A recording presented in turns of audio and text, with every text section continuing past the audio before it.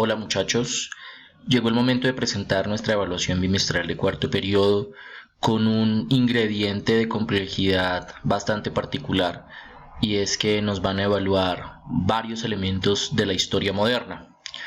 Recuerden que cuando hablamos de historia moderna nos estamos refiriendo a lo ocurrido con la humanidad occidental entre el siglo XV y el siglo XVIII aproximadamente, es decir, desde que cae la Edad Media hasta que inicia la Edad Contemporánea.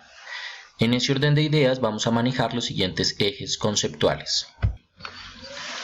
Primer gran eje: reforma y contrarreforma. Recuerden ustedes que durante la Edad Media hubo una hegemonía de poder, es decir, se mantuvo durante mucho tiempo el poder político y social de la Iglesia.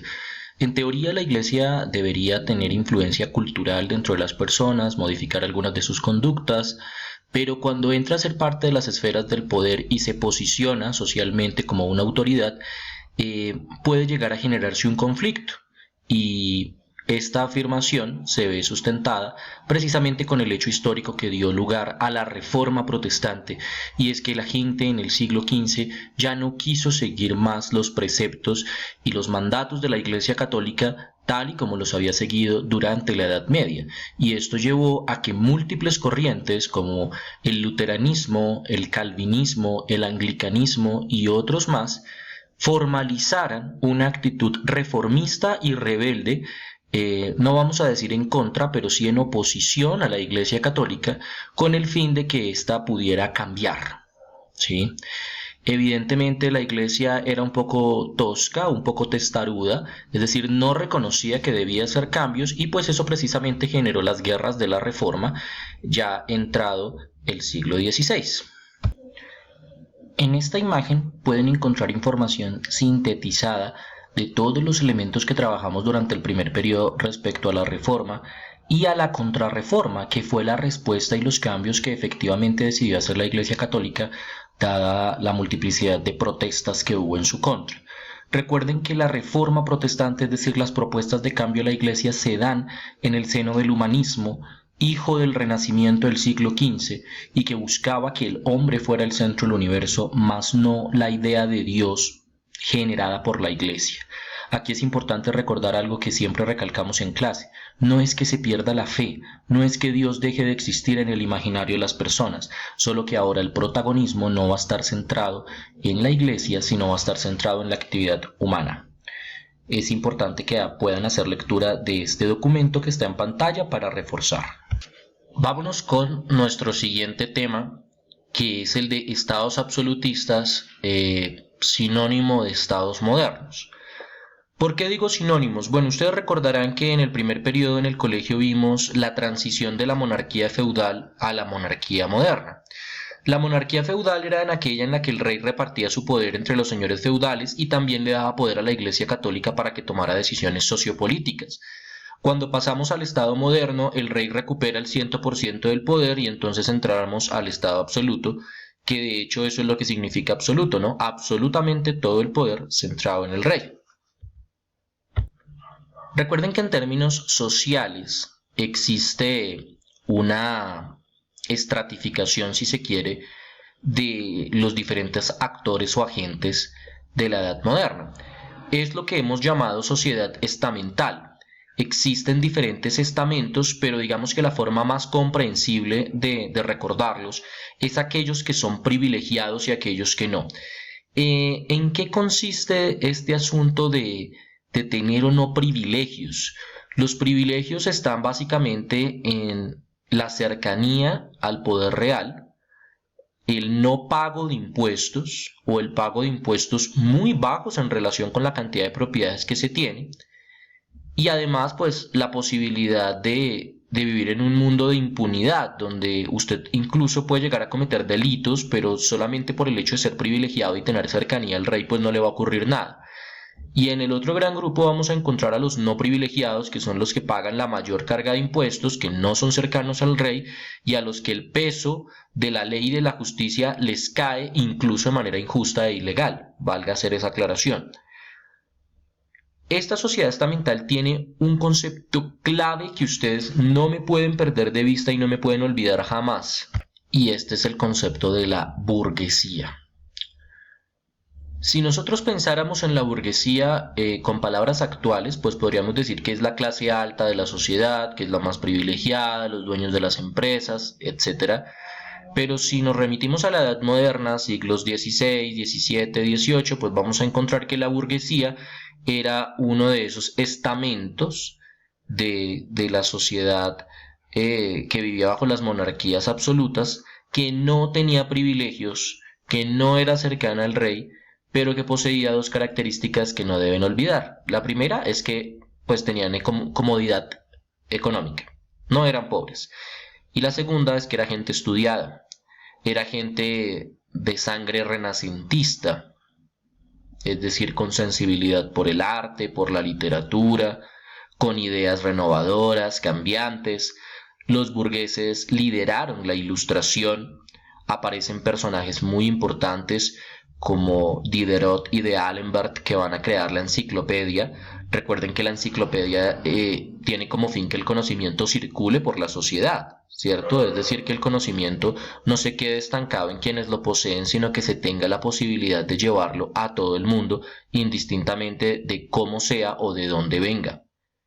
También existen otros burgueses ilustrados como lo fueron el señor Jean-Jacques Rousseau, que habló de un contrato social entre el gobierno y sus habitantes, sus ciudadanos, que básicamente era como todos respetamos la ley y así vamos a vivir en una sociedad justa. No puede ser que la gente respete la ley, pero el rey haga lo que le viene la gana, porque pues eso es injusto, ¿no? Entonces todas estas ideas renovadoras vienen del seno de la burguesía y con ellas es que se van a empezar a dar una serie de revoluciones burguesas a lo largo de Europa y que, como ustedes saben, van a tener una influencia directa en muchas esferas del mundo occidental u occidentalizado. Occidental en Europa, occidentalizado en América.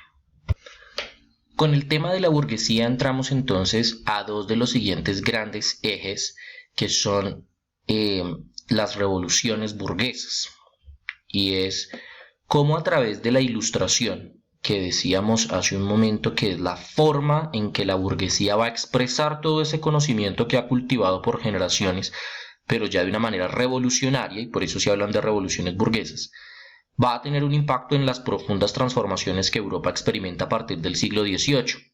¿Sí? Inicia América del Norte con una revolución liderada por burgueses de sangre europea, pero nacidos en América, y procede Inglaterra con una revolución industrial y va a terminar Francia con una revolución social y después todo esto va a permear en nuestra América con los levantamientos independentistas de muchas patrias, ¿sí? La revolución industrial, ustedes recordarán, no es una sola. La revolución industrial tiene mucho que analizar. Todas las innovaciones que se han dado en términos de producción, de distribución y de consumo cambian para siempre después de la revolución industrial. Recuerden que no tenemos una sola revolución industrial, tenemos varias, porque la primera es la del carbón, pero después viene la del gas, y después viene la de la energía eléctrica, y después viene la del petróleo, y ahora estamos hablando de las fuentes renovables de energía en el siglo XXI, es decir, la industria ha estado en permanente revolución. Y esa revolución, pues, se ve reflejada, por ejemplo, en este esquema que trabajamos en clase, en el cual dejamos claro que el crecimiento de la población en las ciudades aumentó la mano de obra, hubo una revolución agrícola porque cambiaron los métodos bajo los cuales se hacía agricultura con la tecnificación del campo y que aparecieron nuevos sectores productivos que se basaron en las producciones de tipo serial, es decir, producción masiva en serie, gracias a la máquina de vapor que inventó Watt y que ayudó a mejorar procesos en los sectores textiles, siderúrgicos, del transporte, con la aparición, por ejemplo, de barcos a vapor, de ferrocarriles y de los primeros carros y minas para la extracción de minerales interna. También aparece después, ya más adelantico, 19, una nueva fuente de energía que va a ser el gas natural que se va a implementar, por ejemplo, en el alumbrado público. Esta revolución industrial, recuerden ustedes que está inspirada en un modelo capitalista de Adam Smith, capitalismo, y su teoría sobre el liberalismo económico. Si hay liberalismo económico, la burguesía triunfa porque va a poder hacer sus negocios con libertad, y entonces ya no vamos a hablar de una sociedad estamental, sino de una sociedad de clases, en donde estas dos protagonistas serían el proletariado y la burguesía. Pero ahí ya estaríamos hablando de la sociedad contemporánea históricamente. Siguiente revolución burguesa que hemos trabajado, la revolución americana, que encuentra sus causas en la influencia de las ideas ilustradas y del liberalismo. Recuerden ustedes los principios del liberalismo: soberanía popular, democracia, justicia, participación del pueblo, división de poderes.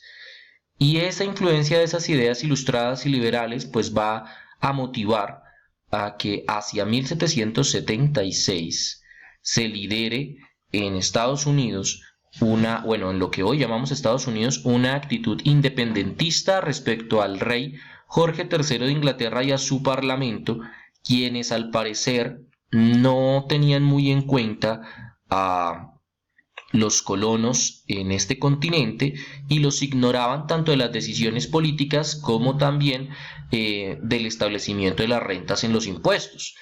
Y entonces, al ignorar eso, pues les ponían unas rentas sumamente altas, los obligaban a generar comercio únicamente con ellos, y ese comercio pues obligatorio tenía de por medio esa idea de cobrarles altos impuestos.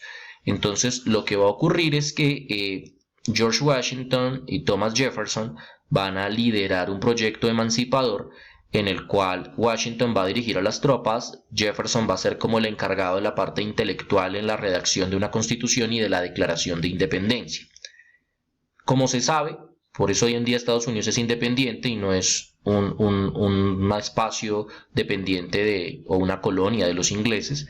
Esa independencia logra una constitución que, ojo, va a ser la primera constitución escrita en la historia de la humanidad basada en el liberalismo y que va a contemplar esos derechos que hemos dicho: república federal, es independencia en los estados; división de poderes, ya no hay monarquía absoluta; sufragio, hay democracia.